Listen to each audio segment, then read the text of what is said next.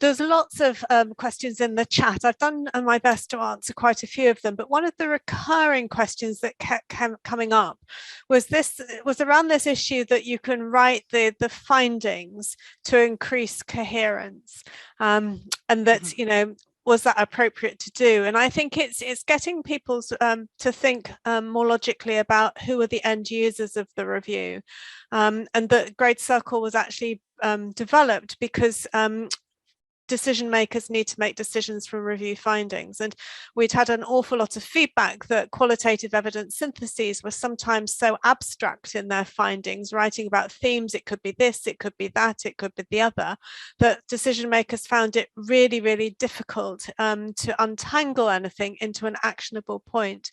So would you like to comment on that?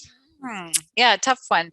I think you're right. I think it's important to remember that GRADE CERQual is applied in the context of a synthesis that's going to inform a decision, or that's your aim. And some reviews might be commissioned, and they might come with stipulation that the question is around, for example, feasibility or acceptability, and you have that audience in mind, and you want to write review findings that are usable and appropriate for that audience. And I think there's nothing wrong with having a review finding that you have concerns around coherence for, as long as you're transparent about what those are. Then your end user can understand the judgment that you made and also make their own judgment, right? And that's what's so important. It's the transparency. So yeah, that's what I would add. I would say it's definitely not, the aim should not be to just keep rewriting your review finding until you have no concerns around coherence, because it might become less and less useful and interesting for your audience. Yeah, and of course the coherence is just one component, isn't it? You've still got to assess the methodological limitations, the adequacy of the data, and the relevance of the data, and those other components may be impacted as well.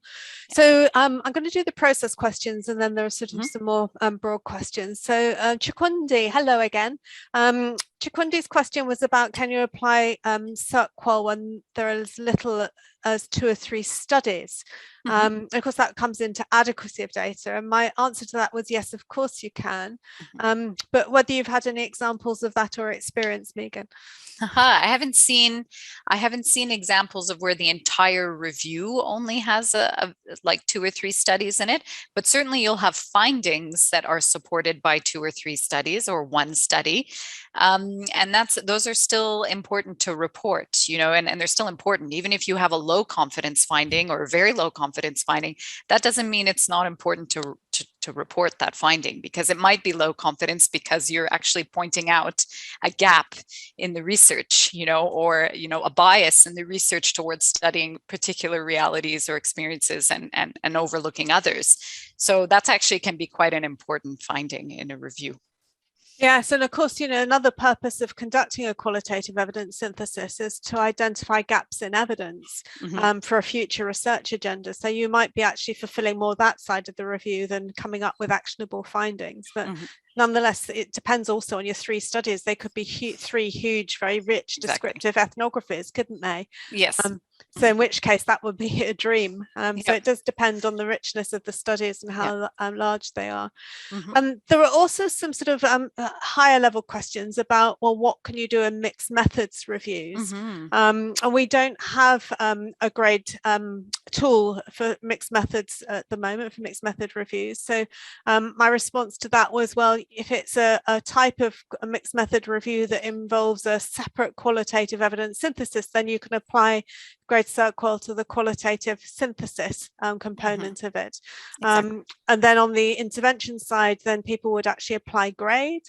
There isn't any mechanism for bringing the 2 together at the moment, but people on the call might be interested to know that in the evidence to decision framework, you can display the findings from the different assessments in one place, which is also very helpful for decision makers. So when at a guideline panel, an evidence to decision tool is the mechanism where all the different evidence streams are fed in around a core set of questions. and then you can line up the evidence side by side, which is helpful. Yeah, I think where people get sometimes unsure is when you have data that comes from surveys. That's where I've seen people say, you know, I want to synthesize this data with my qualitative studies because they're asking a similar question, for example, attitudes to something, and you could study that question qualitatively or quantitatively. But at the moment, the guidance is not for bringing those two types of evidence together, and it would be quite different thinking through things like methodological limitations or coherence, etc., in relation to survey data. So just to remember that even survey data or questionnaire data is quantitative in our definition. Yeah, so I think time for one more question before handing back to Ella. My colleague Deborah Edwards in Cardiff asked the question. I think she's been cheeky here because it's about how much Eyestock can do for you. She says, can you just use Eyestock to start at step 4 and not bother with the included studies table? And I sort of messaged back and said, well, Eyestock does help you to produce all of the tables. So you know, would you say that it saves a lot of time and cuts down on all the number of tables that you have to provide independently?